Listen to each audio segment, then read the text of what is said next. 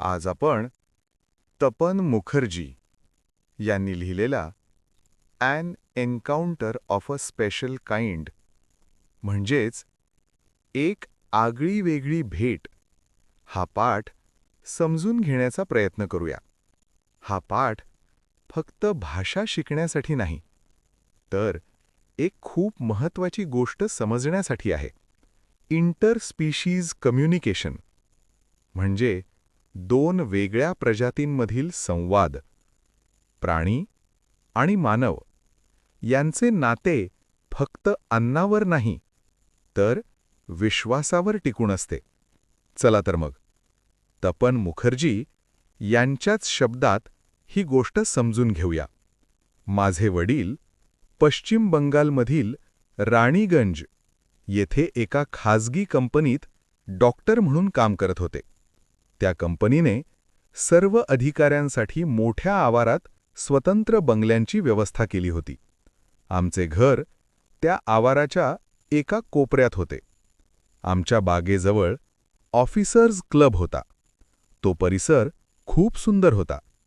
हिरवे गवत, रंगीबेरंगी फुले आणि उंच झाडे.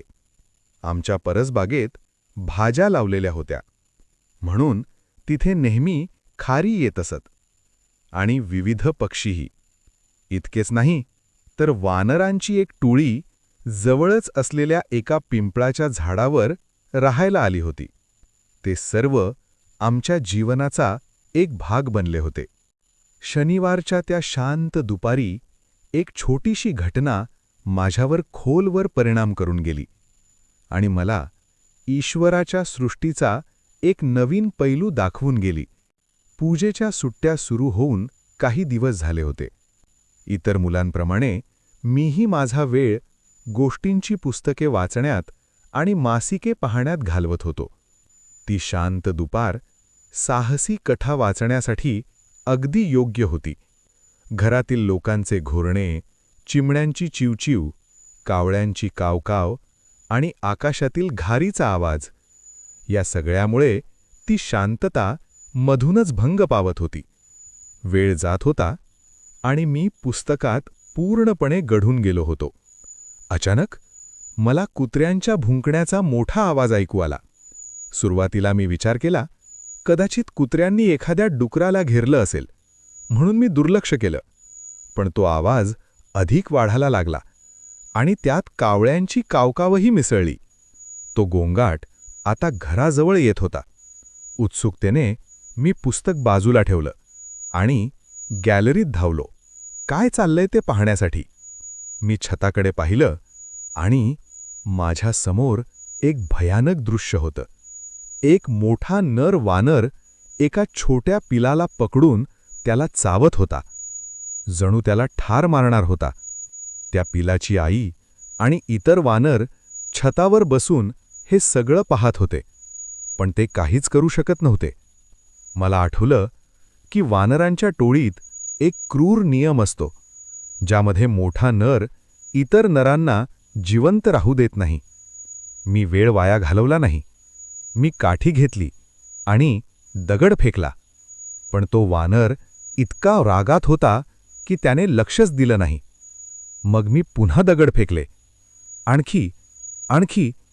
दुसरीकडे कुत्रेही जोरात भुंकत होते. परिस्थिती अचानक बदलली आणि त्या अनपेक्षित हल्ल्यामुळे तो लंगूर पिलाला खाली टाकतो. ते पिल्लू अगदी निस्तेज, जणू मेल्यासारखं, आणि ते खाली घसरू लागतं. खाली कुत्री आनंदाने भुंकत आहेत, शिकार मिळण्याच्या आशेने. मी काठीने कुत्र्यांना दूर ठेवतो आणि जसं ते पिल्लू खाली पडणार तसंच मी त्याची शेपटी पकडतो. मी त्याला वाचवतो. ते पूर्णपणे निश्चल आहे, जणू निर्जीव. तोपर्यंत माझे आई-वडील आणि शेजारी तिथे येतात. मी त्या पिल्लाला मागच्या अंगणात नेतो. त्याच्या शरीरावर जखमा आणि रक्त. माझे वडील त्याच्यावर उपचार करतात. मी पाहतो, तो श्वास घेतोय. थंड पाणी टाकल्यावर तो थोडा हलतो हळूहळू तो उठतो, पण तो अजूनही घाबरलेला आहे, थरथरत आहे. त्याच्या डोळ्यात पाणी येतं आणि तो रडू लागतो. मी त्याला केळं देतो. तेवढ्यात मला जाणवतं, कोणीतरी माझ्याकडे पाहतंय. मी वर पाहतो. आई वानर छतावर बसलेली. ती शांत आहे, फक्त बघते, विश्वासाने. मी बाजूला होतो. ती खाली येते आणि पिलाला मिठी मारते. ती त्याच्या जखमात तपासते आणि त्याला घट्ट कवटाळते. त्या मिठीत पिलाला दिलासा मिळतो. काही क्षण ती माझ्याकडे पाहते. तिच्या डोळ्यात एक भावना आहे, एक धन्यवाद, शब्दांशिवाय पण खूप स्पष्ट.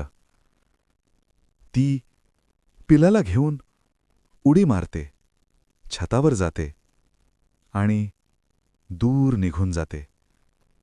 त्या दिवशी मला समजलं की प्राणी आणि माणूस यांच्यातील नातं फक्त अन्नावर नाही, तर विश्वास, करुणा आणि प्रेमावर टिकतं. त्या घटनेला 55 वर्ष झाली. आज मी 70 वर्षांचा आहे. पण ती भेट आजही माझ्या मनात जिवंत आहे.